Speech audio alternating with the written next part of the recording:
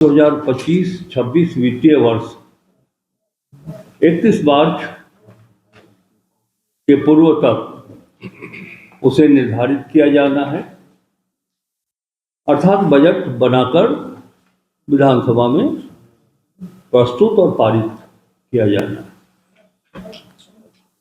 25-26 का बजट कैसा होगा, इस संदर्भ में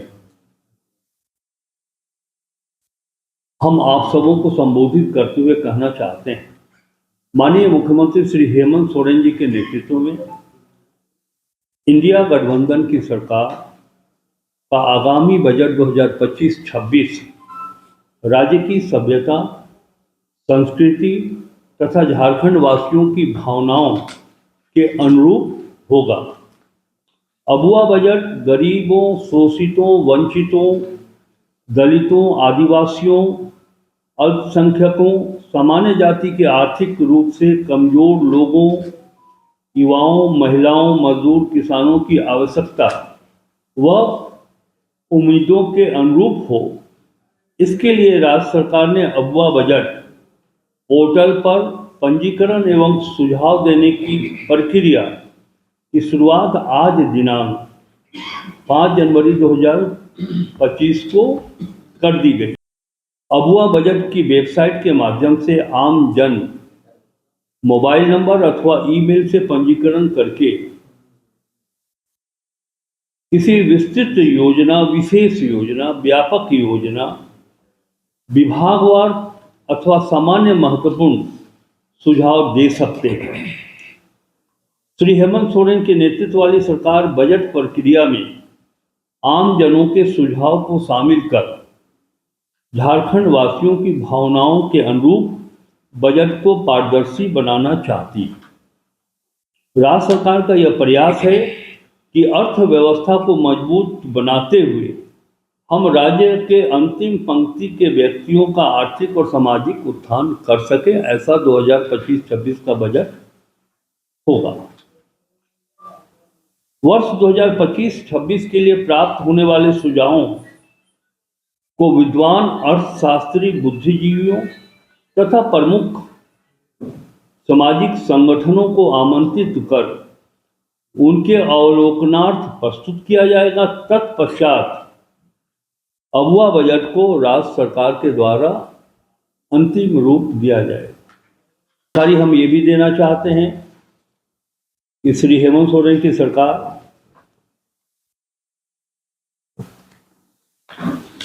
इसके पूर्व भी 2024-25 में बजट को पारदर्शी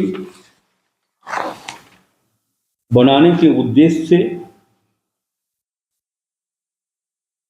वेबसाइट के माध्यम से लोगों के सुझावों को आमंत्रित किया था और जानकारी के अनुसार उस वित्तीय वर्ष में राज्य के विभिन्न क्षेत्रों से विभिन्न वर्गों के लोगों के द्वारा लगभग 721 सुझाव प्राप्त हुए थे और जिसमें उस वित्तीय वर्ष के बजट में करीब 27 या 28 सुझावों को आत्मसात किया गया था और उन्हें उस वित्तीय वर्ष के बजट में शामिल किया गया था। मैं चाहूँगा कि अब राज्य के वित्त सचिव जी व्यापक जानकारी इस संदर्भ में आप सबों को देंगे। आपको बताया कि अबुआ बजट पोर्टल एवं ऐप का आज माननीय मुख्यमंत्री जी के द्वारा उद्घाटन कर दिया गया है, जिसके माध्यम से हम झारखंड के सभी आम जनों से उनके सुझाव प्राप्त करना चाहते हैं।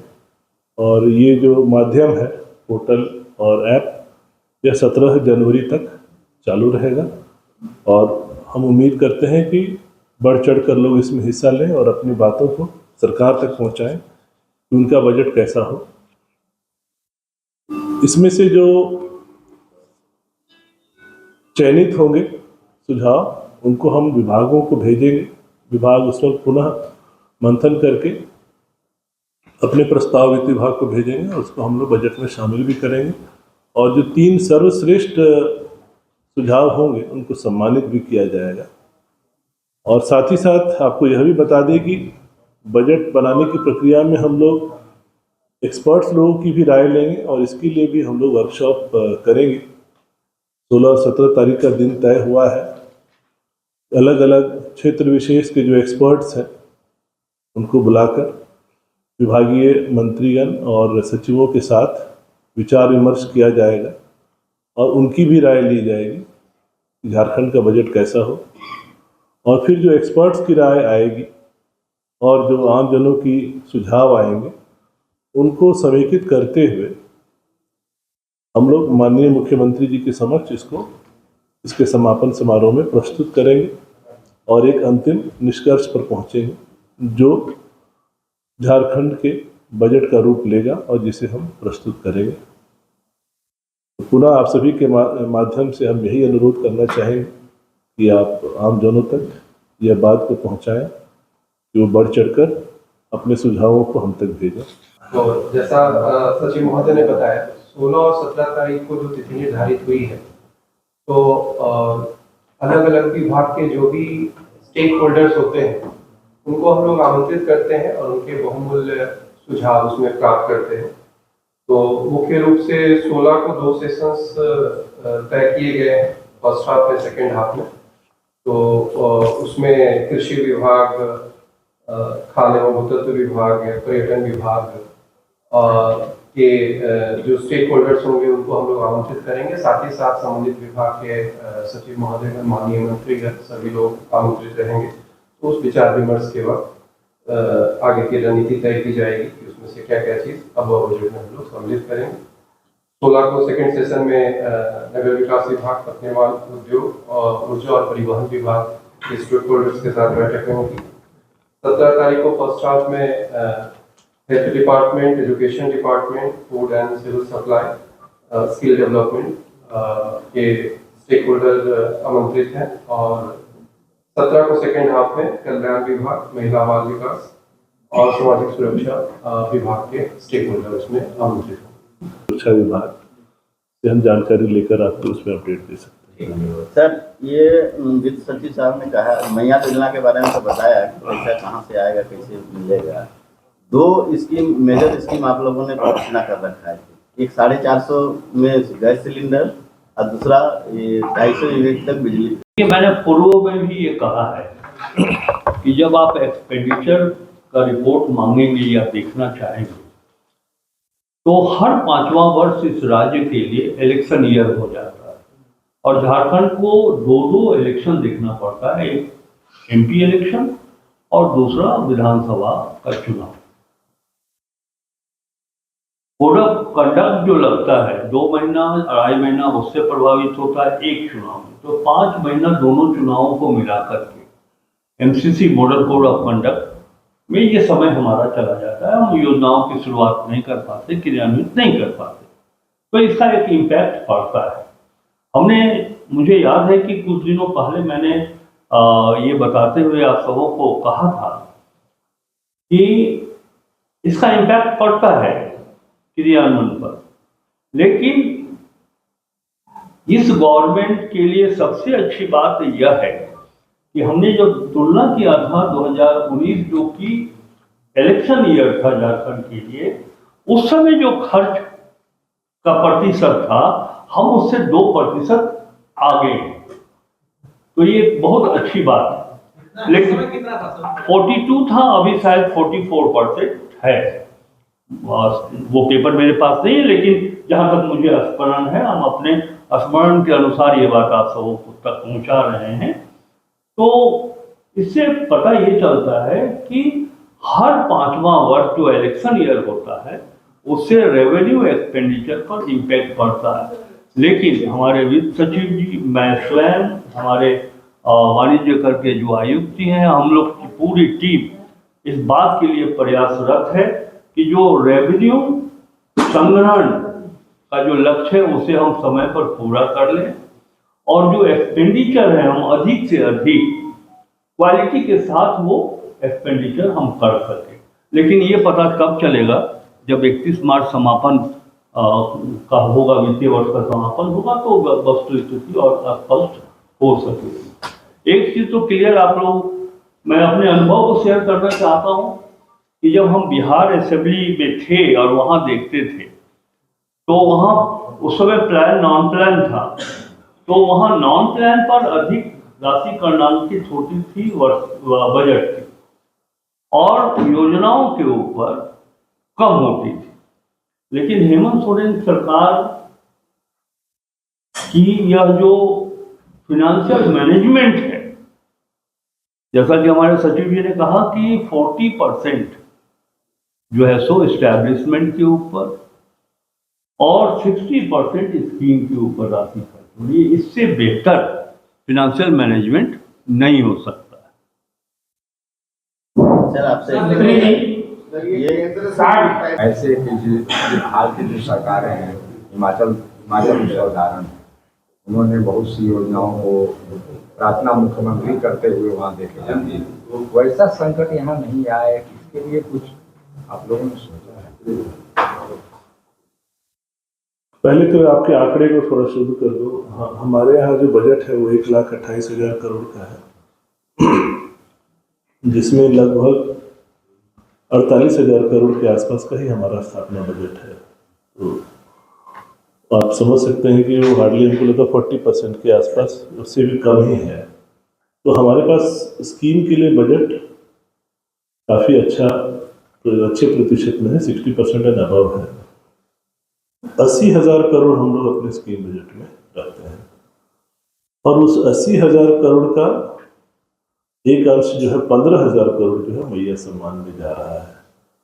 तो अभी भी हमारे पास करीब 65,000 करोड़ जो है स्कीम के लिए है, और राज्य सरकार इस बात को लेकर भी काफ़ी प्रयास कर रही है कि हम अपने राजस्व स्रोतों को भी कैसे बढ़ाएं, और हमें उम्मीद है कि अगले वित्तीय वर्ष में हम लोग करीब 10,000 से 15,000 करोड़ तक राजस्व भी बढ़ाने का प्रयास करेंगे, और इसमें हमें उम्मीद है कि हमें सफलता मिलेगी।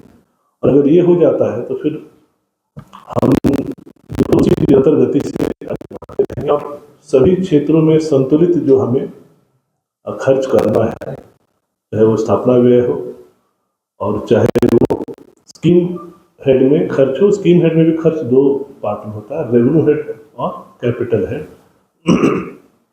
दोनों में हम लोग संतुलित रूप से खर्च करें, और कैपिटल हेड में जो खर्च है उसको अच्छा माना जाता है, क्योंकि वो आपकी ग्रोथ को स्पर्ट करता है। तो झारखंड इस मामले में कुछ गिने चुने राज्यों में से है जो हर साल हमारा कैपिटल खर्च 10% से भी ज़्यादा बढ़ रहा है, और इसके लिए केंद्र सरकार ने हमें इंसेंटिव भी दिया है। तो हमें कुल कितना इंसेंटिव मिला है वो आंकड़ा भी तत्कालिक मेरे पास नहीं है। प्रतीक है क्या यहाँ?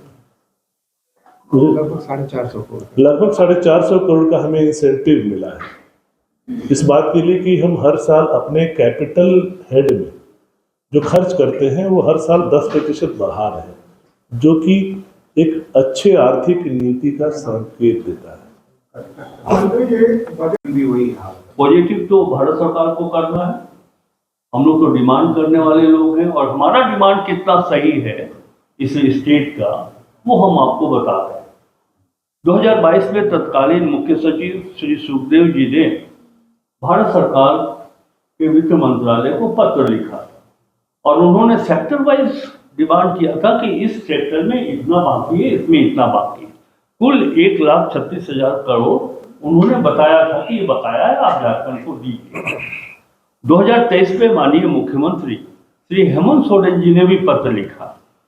दोनों पत्र का जवाब भारत सरकार ने नहीं दिया, और एक पॉलिटिकल प्लेटफॉर्म, मैं सिर्फ पॉलिटिकल प्लेटफॉर्म, वो एक महान विधानसभा की संस्था है और पार्लियामेंट संस्था है, सर्वोपरि है, लेकिन वहाँ जिस तरह से पॉलिटिकल आंसर किया गया हमारे बिहार के एमपी, माननीय एमपी के प्रश्न के आलोक में कि कोई बकाया नहीं है, तो उस सार्वजनिक जनप्रतिनिधियों के प्लेटफॉर्म पर बताने से अच्छा तब होता जब हमारे तत्कालीन मुख्य सचिव ने पत्र लिखा था, मुख्यमंत्री ने पत्र लिखा था। ये दोनों स्टेट के एक अथॉरिटी हैं, आप उनके पत्रों के आलोक में कोई जवाब नहीं देते और एक साधारण सा पार्लियामेंट में उठ के खड़ा हो जाते हैं और बताते हैं कि कोई बकाया नहीं। आप बताइए, देखिए ये संघीय व्यवस्था हमारे देश में और राज्यों का और केंद्र के बीच संबंध जो है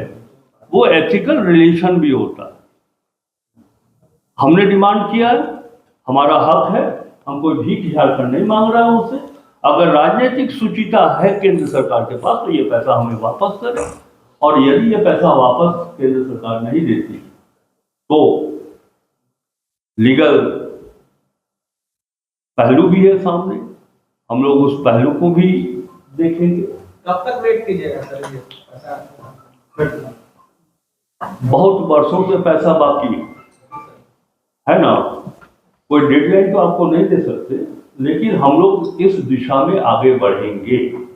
सर जो सुप्रीम कोर्ट ने फैसला इस तरह तो वो क्या था, तो 10 किस्तों में नहीं, हमको आप लौटाने की बात कर दे भारत सरकार। हम ये कहाँ कह रहे हैं कि एक ही फिनेंशियल ईयर में 1,60,000 करोड़ रुपया दे दीजिए। आप 3 फिनेंशियल में 4 किस्तों में 5 किस्तों में दीजिए, लेकिन वो तैयार हो ये कहने के लिए कि हाँ बाकी है। हम तो बता रहे हैं कि किस सेट में कितना बाकी है, लेकिन उनका जवाब गोल मटोल आ रहा है कि कोई बकाया नहीं। ऐसे थोड़ी चलता है सर। कई इलाकों से शिकायत मिल रही है कि सर्वजन पेंशन जो बुजुर्गों को मिल रहा है आपके और कब तक? देखिए कब तक कर रहे हैं? अब बोलेंगे। देखिए एक चीज तो आपने कहा कि वित्तीय संकट, कोई संकट नहीं, इतना बढ़िया वित्तीय प्रबंधन है कि मैया समान जैसे, मैं इसे नाम देता हूं पवित्र योजना, बस जो वहां तक पहुंच रहा है जरूरतमंद लोगों तक, इसीलिए कोई वित्तीय अभाव नहीं।